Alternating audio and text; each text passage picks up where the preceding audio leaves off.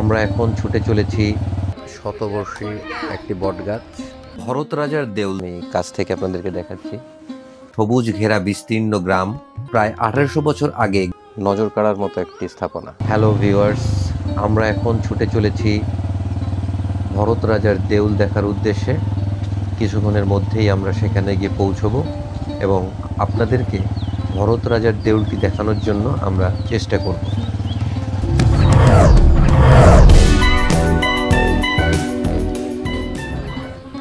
ভরত ভায়না TV, আমরা এখন এটার সামনে আছি, এখানে এন্ট্রি করবো আপাতত। তারপর আপনাদেরকে দেখাবো যে আসলে বিষয়টা কীরকম বা ভিতরে কী স্থাপনা।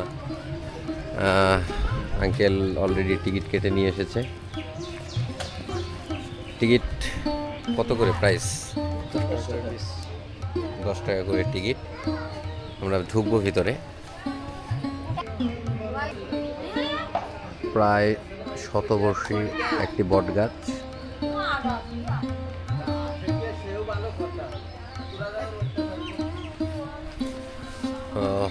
এখন আমরা এন্ট্রি করব।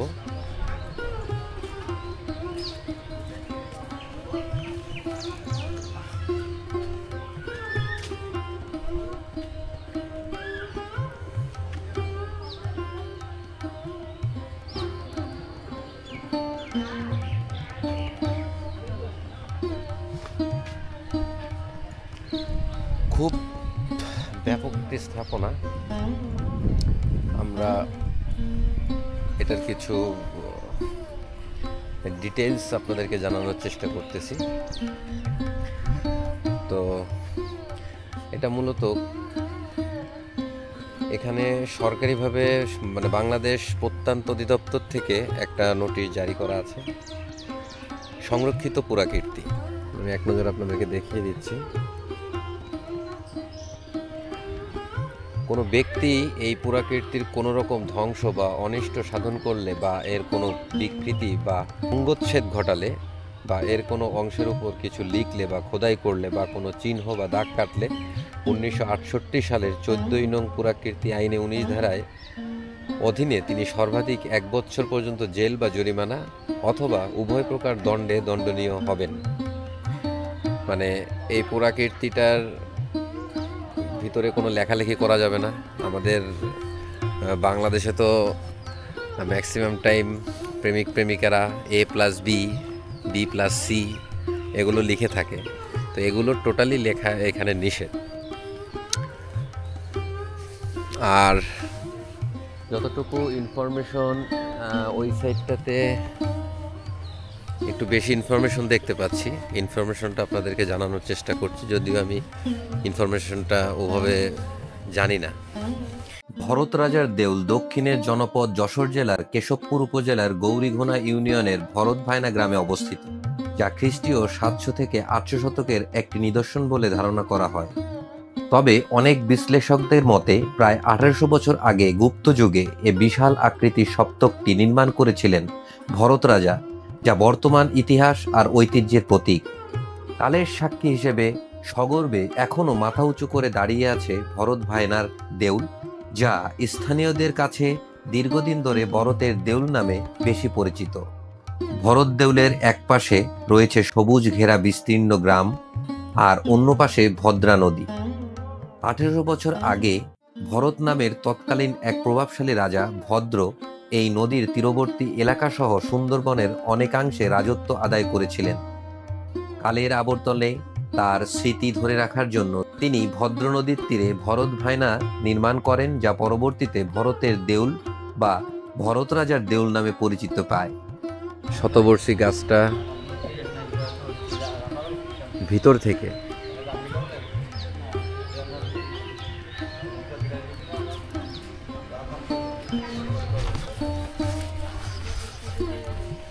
এখানে দেখুন, এই যে গাছের এই সাইড দিয়েও কিছু মূল নেমে গেছে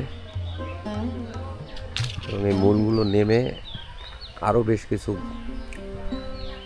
গাছ তৈরি হয়েছে।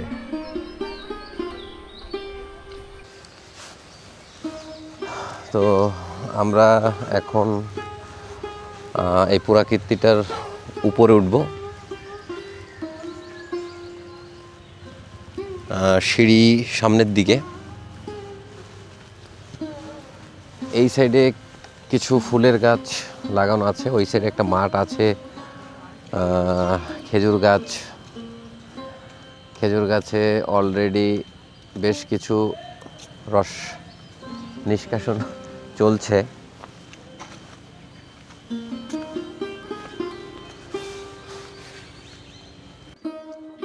আসলেই আগের স্থাপনা শৈলীগুলো একটা অন্য রকমের ব্যাপার স্যাপার ছিল।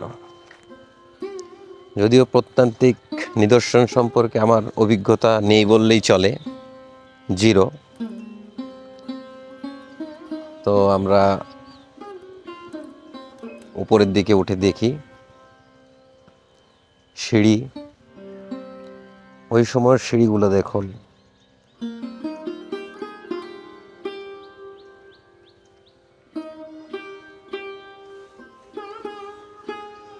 উপরে উঠছি আমরা। আসলে এরকম কত নিদর্শন যে বাংলাদেশের বিভিন্ন গ্রামে গঞ্জে অঞ্চলে লুকানো আছে, সেগুলো এক্সপ্লোর করাটার জন্য প্রচুর পরিমাণ ইনফরমেশন দরকার। কমেন্ট বক্সে কমেন্ট করে ইনফরমেশন দিতে পারেন।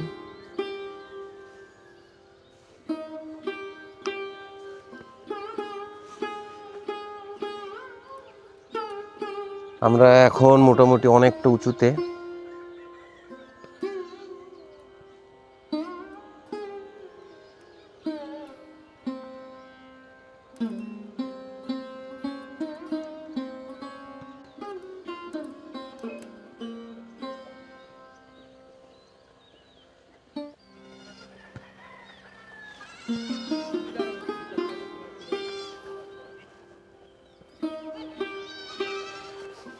আরো একটু উঁচুতে উঠছি।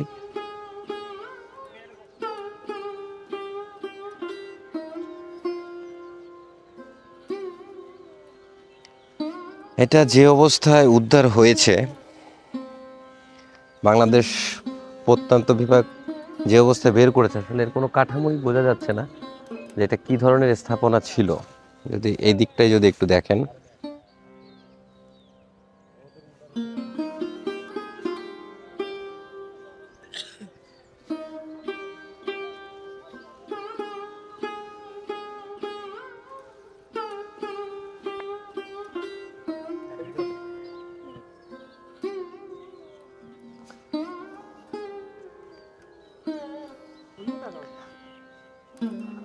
আমরা এখন একেবারে সর্বোচ্চ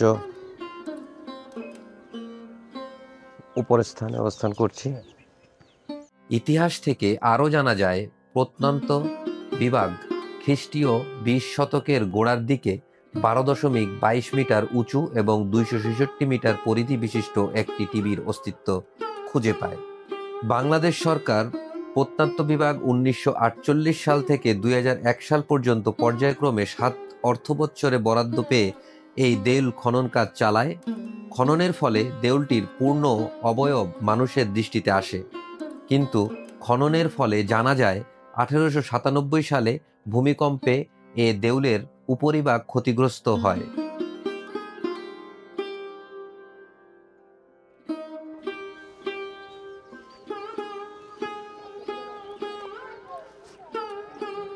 আসলেই অনবদ্য সৃষ্টি ছিল আগের রাজা মহারাজারা যে সৃষ্টিগুলো করেছিল। এখন উন্নত প্রযুক্তির যুগে অনেক কিছুই হয়তো সম্ভব, কিন্তু তখন এই জিনিসগুলো করাটা ছিল খুবই কষ্টসাধ্য। এবং এগুলো এতই পুরনো, ধারণা করা যাচ্ছে এগুলো যে স্ট্রাকচার বা যে ইটের ব্যবহার করা হয়েছে, আমার কাছে তো ইটের যে সাইজগুলো আছে, এদের যে থিকনেস, এই থিকনেস অনুযায়ী দেখে মোগল সময়কার যে স্থাপনা, এই স্থাপনা শৈলী এখানে অ্যাপ্লাই করা হয়েছে বলে আমার কাছে মনে হচ্ছে। যদিও জিনিসটা কতটুকু সত্য এটা আমি ধারণা থেকে বলছি, বিষয়টা আমি ঠিক ওভাবে শিওর নই। খননের সমগ্র প্রাসাদটির ভিত থেকে শেষ পর্যন্ত মোট 94টি কক্ষ পাওয়া যায়। চারপাশে 4টি উইং ওয়ালের মধ্যে 12টি কক্ষ, বাকি 82টি কক্ষের সমন্বয়ে এই বৌদ্ধ স্তূপটি তৈরি। স্তূপটির চূড়ায় 4টি কক্ষ। এ কক্ষের দুই পাশে আরও 8টি ছোট ছোট কক্ষ রয়েছে। অধিকাংশ কক্ষগুলো মাটি দ্বারা পরিপূর্ণ। ধারণা করা যায় বৌদ্ধ সপ্তকের উপরিভাগে জাঁকজমকপূর্ণ একটি উপাসনালয় ছিল। প্রাসাদটির চারপাশে 3 মিটার চওড়া রাস্তা রয়েছে। উপাসনালয়ের চারপাশে বৌদ্ধ ভিক্ষুকরা প্রদক্ষিণ করে পুণ্য অর্জন করত। 4টি উইং দেয়ালের যে ঘরগুলো ছিল, সম্ভবত সেগুলোয় বৌদ্ধ ভিক্ষুকরা বসবাস করতেন বা অবসর সময় কাটাতেন।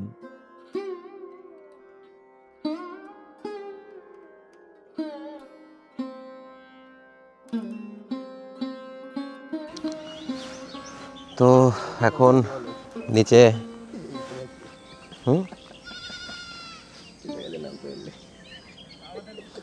এটা হচ্ছে আসলে মূলত এটা সিঁড়ি, কিন্তু এখানে এতটা গ্যাপ যে খুব লাফালাফি করে নামতে হবে। এখান থেকে মানুষজন নামতে নামতে একটা মানুষের পায়ের দ্বারা নির্মিত একটি পথ দিয়ে আমরা এখন নামছি।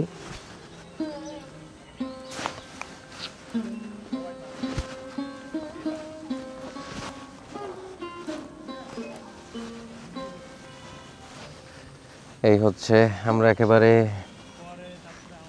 নিচের যে দ্বার প্রান্ত সেখানে চলে এসেছি।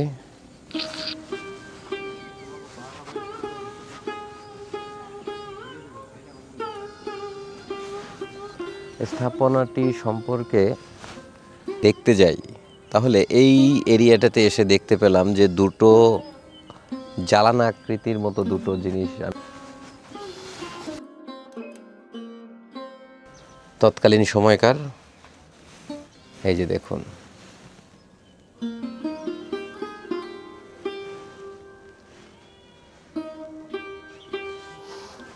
আসলেই নজর কাড়ার মতো একটি স্থাপনা। মানে প্রাচীন নিদর্শনের যে একটি স্থাপত্য শৈলী, খুব খুব সাড়া জাগানোর মতো।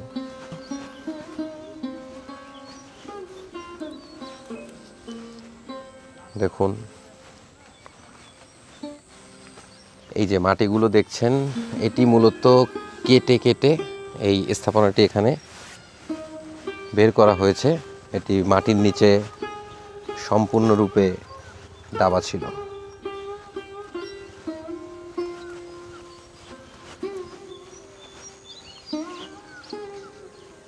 দেখুন,